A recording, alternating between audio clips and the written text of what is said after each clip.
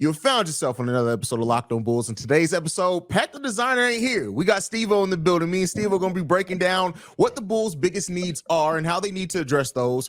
What's the perfect number to keep Ayo Dosunmi? And is it time to move on from DeMar DeRozan? We're going to get into all that and more right after this. You are Locked On Bulls, your daily podcast on the Chicago Bulls. Part of the Locked On Podcast Network, your team every day.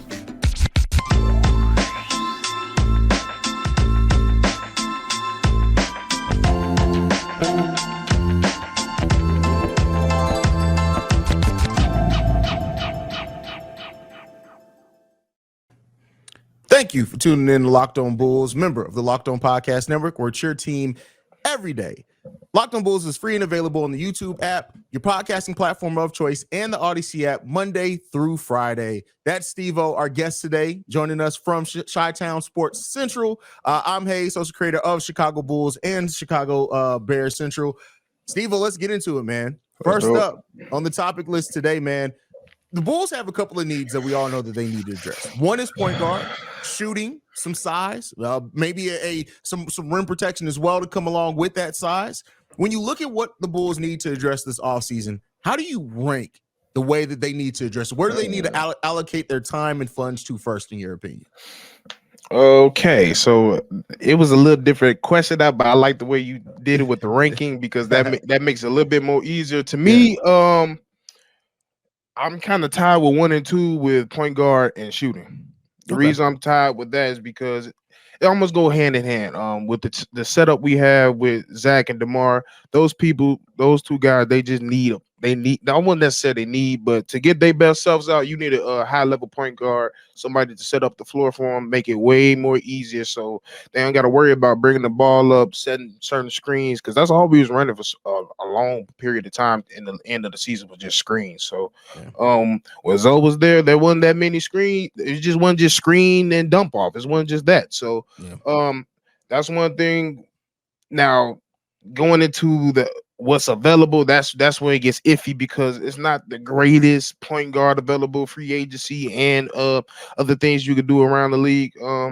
But shooting, I just feel like that's something we should have been doing. That we should have been found some shooters, especially with what we had with our team. We already knew DeMar DeRozan wasn't the greatest shooter, and then we tried to turn him into a good shooter.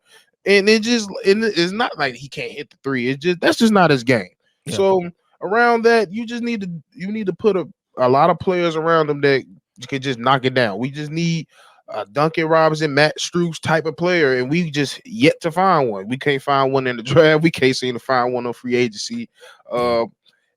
That's why I say this is my close to. And of course, we need size. I won't necessarily need size. I just feel like when it comes to mainly length and just somebody that just has a knack for getting rebounds, defending, and stuff like that. Just players around there. I won't necessarily need size because, I mean, you're gonna face bigger teams. I would like a guy with size, but it's a positionless basketball in this nowadays for sure.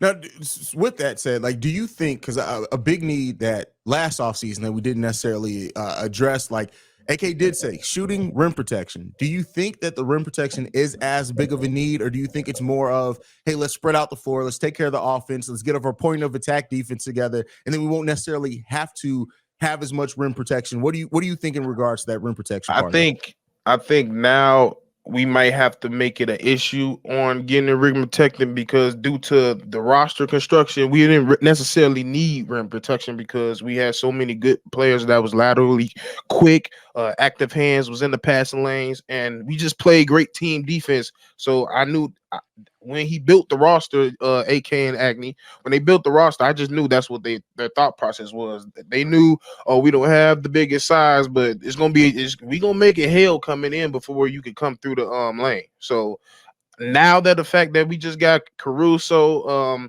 Zach plays defense when he wants to, but with Zoe being gone, it might be time you might have to invest into a rim protection. Yeah, and I love that you brought in Zoe because I think that, and this is one thing that in me just going back and looking over things myself, is I didn't give enough credit for how Zoe's versatility as far as switchability, him and Caruso, when you had them both being able to switch and guard players much bigger than them, it kind of overcame some of the lack of rim protection that we had because they were able to keep teams from penetrating almost single-handedly with them alone. And I do think that it's just an interesting thing. Like Zoe is such a unique player that he's not a superstar level player. And I know Ball family fans get mad when I say that, but he wasn't. But he had almost a star level impact on his team just by how he made things easier on our stars for sure. Facts. And I'm also glad you brought that up because it's okay. You don't have to be a superstar. And I've always said that that's why I feel like I gravitate towards players. I like seeing players that I see like, yeah, he gonna play 17 years. Like Zoe, if he barring injuries, Zoe's one of those players that could play 20 years because he didn't rely on his athleticism that much. He was just very smart, a great defender, a big guard. You knew how to use his size, and that's what he was. And like you said, I was going back with rim protection. We need rim protection now because we had big guards, Caruso and they're both 6'5", 6'6", up there. So it was causing a lot of problems, especially when we went up against little guards. So like now that I'm looking at teams like Cleveland, I'm looking at even how big Detroit is becoming, like Toronto. It's time you might have to invest in some rim protection. I understand, like I said earlier, it might sound like I'm contradicting myself saying it's positionless basketball, but when you think of the scheme and the roster construction, that's something you probably should do. For sure. Now, we both rank the need for point guard very highly. When you look at it, what is kind of a more realistic target that you would like to see the Bulls go after, and then one that is kind of more, I don't want to say unrealistic, but more pie in the sky, one that would be more difficult to attain? For example, mine, Trey Jones, DeJounte Murray. That's my realistic one. I would love Trey Jones. I think he would fit seamlessly into what this team does. Yeah, he's not the shooter, but I look at him and basically before you go, are you saying Trey or Tyrus? Because I'm saying Trey Jones. Okay. I like Tyus Jones too, but Trey Jones for me is the better. I like him point as guard. more of a facilitator. Yeah, he's the more true point guard for sure. Okay. That's I agree with that. DeJounte Murray, but I know that's not going to be likely. What about you? Those are two. I was gonna bring both of the Jones brothers, and me, I ain't gonna lie, I've been loving Gabe Vincent. But the only thing is, it's the facilitating part. That's the only thing. Like, he's definitely a bucket. I've never seen him just strictly, like, there has been games where I paid him like he can facilitate, but I don't know if that's his main concern. Can he do it throughout the game and throughout the year? But I do like Gabe Vincent. But you need to go look at these disgruntled superstars like DeJounte Murray. Like you said, they Seattle guys. He has a relationship with Zach. They've been way talked about how much their relationship has grown throughout the years. And you already know the brotherhoodship between them and Seattle players. So that's probably one of my top ones. I'm at this point. Find a Rubio at this point. Just find somebody that can facilitate at a high level and just not really gotta be able to defend. I won't say gotta, but I would love to be defend. Just if you can find a low market Zoe, I'll be happy. It's hard to find, but if you can find someone of some type of that, I would like it. I'm going to throw in one that I got asked about on Twitter today, and it was for Central, but I'm going to bring it over here for the nature of the conversation. Somebody brought up D'Angelo Russell. Considering he's trying to revamp his image, you're not even if D'Angelo Russell said, I'm willing to come there on a 1-year, $10 million deal, you're still not interested in D'Angelo Russell. I mean, it's fair. I'm sorry. It's not that I don't like D'Angelo Russell, because I still feel like from years ago he did done dirty on Brooklyn. He still should be a Brooklyn net to this day. But that's another discussion. But he just, like I said, I need somebody that can really facilitate. And he just, throughout his career, he's not the greatest facilitator. He like every point guard can, but at a high NBA level, I'm good. Yeah, and I look at D'Angelo Russell too. Like, I don't want to call it fool's gold, because there are absolutely times and stretches. Like, I don't mean just short stretches. There are times where he goes on these runs where you're just like, hey, D'Angelo Russell the potential is still there, but at a team that we already have problem with inconsistent players, adding D'Angelo Russell, another inconsistent. I want whoever we do go, if we do go out and spend our money on point guard, I want somebody who's reliable. Like that, no matter what their impact is, you're going to get that from them night in and night out. I think that's what we need to kind of stabilize this team a little bit. Yeah, for sure. It's just with him. If he not scoring, he not doing nothing else. And that's I can't deal with. And this team is just not good. Like if we was in a good position, like maybe we was easy top 4, like realistic, like we always gonna be in the conversation, I would entertain it. But I need, like you said, I need somebody durable. I need somebody reliable. Somebody's gonna play every night. Somebody that's gonna give their all. Like, don't get me wrong, what Pat Bev gave us was good. Yeah. If he was just shooting a little bit better, playmaking a little bit better, we'd probably still be trying to get him up in here. But I need somebody like that on that scale. I agree with that. Not no combo. Next, we're going to talk about DeMar DeRozan, who may be on the move. I doubt it because it seems like we're on the road to bring it back. But before we do that, I got to talk to you guys about one of our sponsors, and that is FanDuel. Make a fast break to FanDuel during the NBA playoffs because right now, new customers get a no-sweat first bet up to $2,500. That's $2,500 back in bonus bets if your first bet doesn't win. Great promotions every day, secure, safe and secure app, and you get paid instantly on your winnings. There's no better place to bet all the playoff action than America's #1 sportsbook. Visit FanDuel.com/locked-on and get a no-sweat first bet up to $2,500. That's FanDuel.com/locked-on. FanDuel, official sports betting partner of the NBA. Yes, sir. All right, Stevo. So conversation, and it goes either way. Now, with the Bulls looking to re-sign Nikola Vucevic, unless it's a deal that markedly gets you either a potential superstar or star, I don't necessarily see them moving Zach either. So it's kind of naturally moved the conversation to, with how cash-strapped the Bulls are, they just don't have a lot of money to spend in free agency. If the right deal was to present itself that improves this team, that adds what you need to this team, is it time to move on from DeMar DeRozan?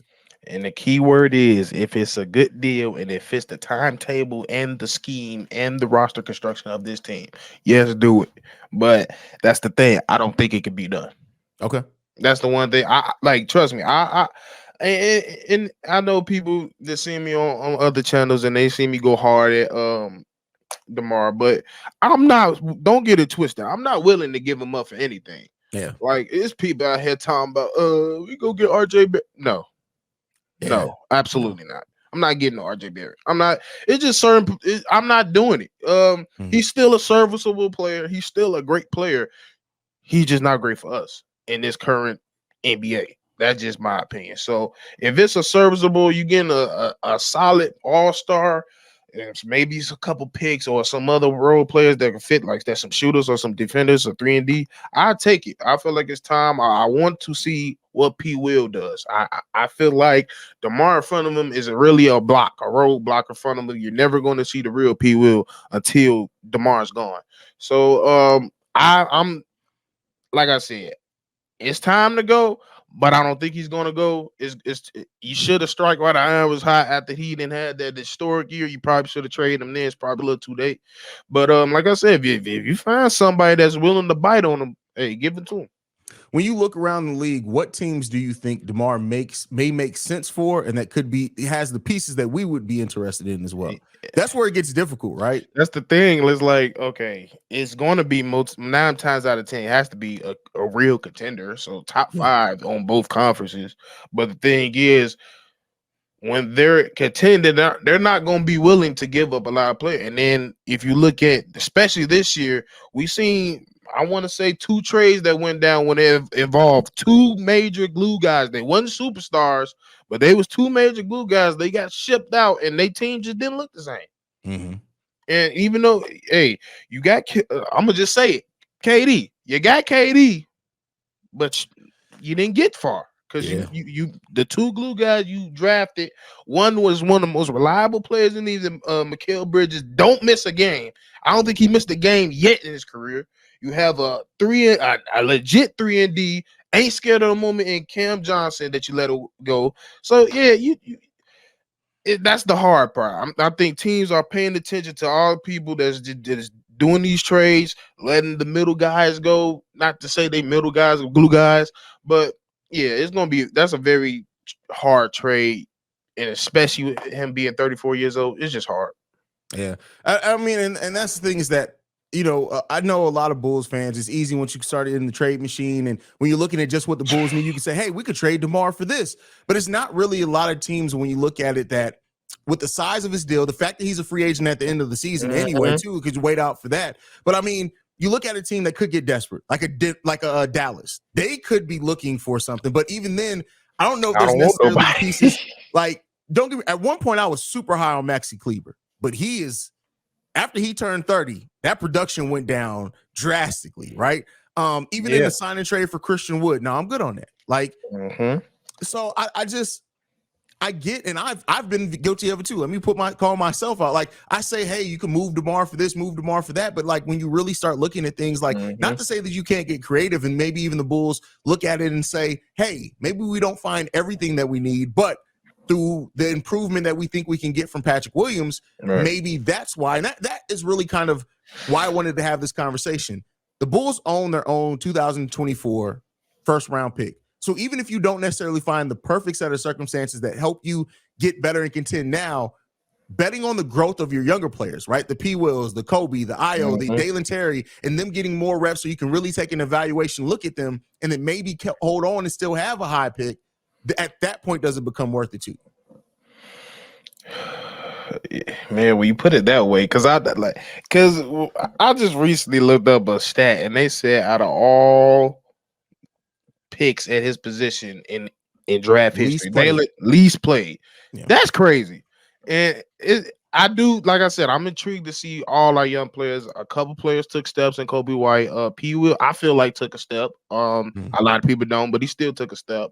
Dosunmi took a slight step down, but you know, it happens. I'm not really totally want to completely run them off, but and another reason, I feel like we never seen Dosunmi in his proper position. Like, this is true. You don't really see flashes of it, what we drafted him for.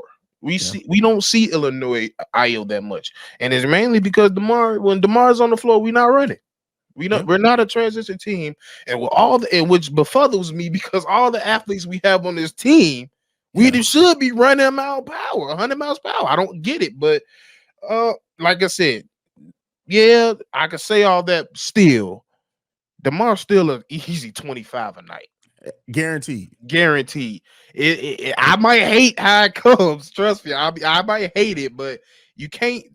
25 points ain't walking through that door that easy. It's just not. And like I said, it got to be the right time. And to be honest, it's a discussion that has to be had. I feel like they didn't already had the discussion with. They still trying to win now, but if you're not trying to win now, you really want to see what your players got. Maybe it is time to go, get rid of them. Not to say, but it is what it is. But you got to have that discussion. Yeah, I mean, and I've said this before, is that the nature of, I think every expiring contract you have from a player that's over 30, you have to explore what you can get on the open market. That's just it. And DeMar, to his credit, has not fallen off. I know technically he fell off from what he gave us his first year, but that was DeMar at his, like, that. Nobody expected that was insane. DeMar. That wasn't supposed to happen. I don't care what nobody say. Exactly. Last season is the DeMar that we expected. And so before, at some point, he's going to drop off. And I know his game isn't necessarily based off athleticism, but don't get it twisted. DeMar will still yam on your head. So don't get it twisted with that. Sure. But you want to take advantage, I think, expiring contract, and before he potentially falls off, there's an area where that meets. And maybe the Bulls are willing to just say, especially because Lonzo's contract would come off the books the year after, maybe they're willing to say, hey, let's just let DeMar's contract come off the books, and we're going to let it play out the way it plays out. But I just think that you should be exploring, and they probably are. They've probably surveyed and seen what they can get for not just DeMar, everyone. And if they're not going to get a deal that's advantageous for them, they're not going to take it. And we've seen that from AK. If AK doesn't feel like he's getting a better out deal, he ain't doing it. Well, somebody could say that, and then you say he gave up 2 first-round picks I was just about to say, they could be looking like just like they was at the trade deadline. Yeah. I mean, hey, but he said, quote unquote, they didn't see any deals that they liked. I mean, that's whatever. We're before we go and we end this segment, man. Overall, since you just brought him up, AK, how do you feel about AK right now? Where do you sit on AK and him running the Bulls? I don't know. It's I it goes just back and forth, you know right? what I feel. That's how Okay, I feel. that's fair. That's fair. It's Middle. mid. It's just mid. It's like I'm at this point where I'm trying to figure out: is it your hands cuffed, or is it you? Are you not being aggressive? Are you not doing your due diligence? That's what I'm really looking at, because I'm even starting to look back in Denver. I'm trying to look at his tendencies in Denver, because I'm trying to compare the two. So I'm in a mid stage. I'm not really ready to crucify him just yet. Like I said, he did put us back in prominence. He was super aggressive, but I can also say he was super aggressive because he was trying to give him a year before, and then you got him anyway. So, Right. but yeah, I'm not ready. Like I said, I'm not ready to crucify him just yet. But it's time. This year's gonna tell a lot. This off season is gonna tell a lot. If you just sit here and do nothing, I know what it is. All right, fair enough. Fair enough. Next up, we're going to be talking about Ayo Dosunmi, and if the sophomore slump was just a slump, or are we kind of concerned about Ayo Dosunmi? So, Yeah. Stevo, getting into the next topic, man, with Ayo. Ayo, solid first season. Yeah, he hit the rookie wall. Had some flashes last season. I hate when people try to act like it was all bad. No, Ayo had some games where he still did look like he was going to make a step, but overall, very disappointing season from Ayo. The stats were pretty much the same, though. But when it comes to the Bulls, only gave him a 2-year deal. They could have gave him a 3-year contract. We could have had another year to look at it, but they gave him a 2-year. What's the number for you where it's like, okay, that's perfect to keep Ayo? What's the number where you think it's too much, or do you think that regardless they should try to keep Ayo, because he still does have a lot of potential, even though some Bulls fans will have you believe he has no potential anymore? I don't know if this is too high. Okay. But I don't know if I want to go past 16. Over how many years? 4. 16, 4, so $4 million a year? That's all you're willing to give Ayo? No, I'll probably give him 16 a year. That's what I'm saying. 16 a year? Oh, bro, you giving Ayo Dosunmi 16 million a year? Keep in mind, Alex Caruso's making 11. Oh, wait. Wait, let me do this. Okay, if I do 6, okay. No, I'll give you 10. You giving Ayo 10 million a year? I'll give you 10. I'll give you 10. I mean, I ain't going past 10. That's what I'm saying. You say you're not going past 10. Okay. Yeah, I'm not going past 10. Ayo comes to the table and he's like, we want $10 million. Oh, what's your realistic day there? Because I'm trying to. So I think if Ayo would have had the season he had last year, 10 would have been spot on. I think there's no way him and his agent would have come to the table. Maybe that's what I'm looking at. Maybe that's because that's the thing. I don't think this year was so much on him. I feel like it was really they put him out of it. Like, if you think, like, really last year we put him in a lot of catch and shoot position, even though that's not his game. But it was just a little weird spots they used to put him in. They wanted him to work off picks, ISO a lot. I'm like, that's not him. That's just not him. They wouldn't get him on transitions. And I feel, and also to get on him, it was a little bit of a confidence issue. It definitely was, because it was times where he just didn't take the shot. He froze. He pump fake, and you can't do that. You an NBA player. It's time you gotta take the shot when you open.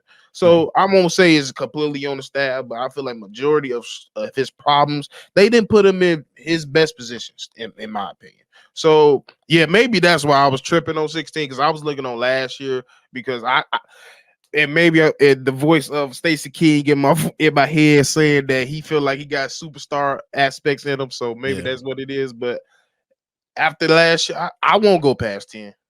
Yeah. I think that the Bulls may be in a situation, and the thing is, they have to ask themselves, and I say this, if you can get like a Trey Jones on the free market, because that's just the guy that I'm focused on, if you get him and it takes your full mid-level exception, there's no point in bringing back Ayo, because Trey Jones at that point is around the same age. When Lonzo Ball comes up, even if you need to get another starting level, I don't think you bring back Ayo at that point. Now, if they do decide to use their money for size, for shooting, I think at that point you do bring Ayo back, and maybe even you bring him back regardless. Like I said, I'm not as down as some people are on Ayo Dosunmi. I still think there's a lot of potential there, but I'm not paying Ayo more than 7.5, bro. Maybe 8. That's maybe where I'm willing to go, but maybe 8. maybe 8. Like, and then at that point in time, I'm saying you got to give me a 3-year deal, 3+1, maybe even a 2+1, depending on the money. But like, I just think that there's enough. He gave us a solid season. He gave us a overall down season, but I still think like you drafted him for a reason. There's still talent there. At the bare minimum, you look at what Ayo can be defensively at a point in time. Yeah, he took a step back defensively last year as well. But if you have a younger team that, like you said, gets more out in transition, Ayo Dosunmi can be that energy point guard off the bench at guard, because ideally he's a combo guard, but he can be that guard for you that comes off the bench, that you get out in transition, that gets to the lane, and he can get nasty. He can pass. He can oop. If you have the proper center, I would love to see more him and Drummond playing together and getting out in transition. I think that could be work well for him. So I'm not at the point that some people are, where it's like, just don't bring back Ayo. I just think you have to look at what else you're going to do with this team. If you're not going to add a point guard, if that point guard that you want goes elsewhere, isn't willing to come here, at that point you got to bring Ayo back. And just like I said, 7.5, maybe 8. Like, that's kind of the area I'm looking for. I was also thinking, because it's like a lot of these players just feel like they better than what they are. So I just like, that's a lot. That was a lot. Another thing, like I've seen players ask for like 15, 16. I'd be like, all right, bro. Like hey, I'm not telling you not to feel no type of way about yourself, but it is realism. But like, I understand that 8 to 7 range. I'm just being nice, being 10, because he a hometown guy. I like Ayo, and it's another thing. This is why I really wanted to bring Russ in last year. The reason I wanted to bring Russ in, because I feel like Ayo would have ate off, not just off of him, but he would have soaked up so much knowledge, because in a transition, their game is so similar. They get the ball, they go. They ain't looking at nobody else, they gone. And I feel like I know Russ get a lot of people riled up. The man's still Hall of Famer. The man has still made a lot of players MVPs. Yes, I said it. He made a lot of players MVPs. And in the MVP conversation, KD was the MVP. Paul George was in the MVP conversation that year. So let's be honest with that. And I just felt like he would have ate off that. But like you said, bringing in Trey and let him go might make me feel some type of way. I ain't gonna lie. That might, just because I feel like you could get so much out of Ayo. What you get out of Trey, it's like you already know what you're getting out of Trey. When it comes to Ayo, it's so much mystery around him to me. I mean, I like, yeah, he's been in the league 2 years, man. He's not necessarily been, but I'll tell you what, Trey Jones is actually younger than Ayo Dosunmi, which is crazy. Yeah, I mean, but if you want to take it that way, it's because Ayo went to school longer, and let's be honest, Trey Jones should have went to school longer. Yeah, he should have. I mean, and not to say that he hasn't had a solid career in his 3 years in the NBA so far. I mean, but he also came to the perfect situation for if you should have stayed in college a little bit longer. Going to the Spurs is kind of a good situation to go into, because they still gonna make sure that is a small college. Yeah. All right. So before we go, just one question, quick one, and then we're out of here. So you said mentioning bringing in Russ prior to kind of mentor Ayo. So I'm going to throw the question to you that I know a lot of people are thinking. If you can bring in Derrick Rose at the minimum to just to mentor Ayo Dosunmi, not even then. It's petty with me, so you ain't gonna get an analytical answer out of me when it comes to. If I bros, I would want to be nowhere near this Bulls organization. You traded me for a Snicker bar and 2 jet bags of plain J's chips. What we get? Jeremy Grant back? Not Jeremy Grant. Jeremy Grant, Jose Calderon, and somebody else. Jose Calderon ain't even in the league no more. But does it benefit at all that regime is gone now? Keep in mind that. So that whole front office is out. This is true. But for the sake of being to look at it, bring it back to basketball. Yeah, at the mid level, yeah, but I don't want him here. I want him somewhere he can actually win. I don't want him here, and I don't want that story. I don't need the story. I want I want the win. I want to win. I don't want I'm coming home. I don't need that. I don't need that. We had it. I dealt with it for a long time. I done went over my D-Rose trauma.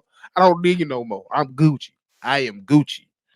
Never letting go. Bulls fans, like Derrick Rose is going to have to be retired 5 years until Bulls fans will finally stop saying, hey, do you think he'll come out of retirement to come play with us? Like, that's what it's going to be, bro. Just do the little all day and say peace. I signed that's my last day. I'm doing a 1-day contract. All right, there y'all go. That's my Bulls jersey uniform. I take a picture and I'm gone. Do that. Fair enough. But ladies and gentlemen, thank you for watching and tuning in to another episode of Locked On Bulls. That's Stevo. You can follow him at Stevo Speaks. You can follow me at CEO Haize. You can also follow the show collectively at Locked On Bulls. Go and check out Pat the Designer at Pat the Designer too. He's at a bachelor party. No telling what craziness he's going to post on the social media this weekend. But that's it for us for today. Make sure you guys stay tuned, and we'll be back Monday to break down everything going on with this Bulls team. But we out here. Peace, y'all.